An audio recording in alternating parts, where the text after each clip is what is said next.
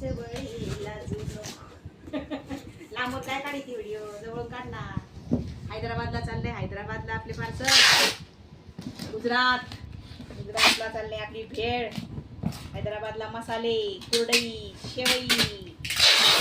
नाद करायचं नाही, रावरी करायचं. बघा कसं पॅकिंग आहे, जरा दाखव.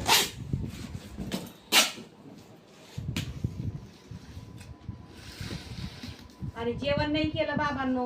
हे बघा इथं आणून ठेवले. वाजलेत आता 4:15. संध्याकाळचे 4:15 वाजले. सकाळपासून कामं चाललेत.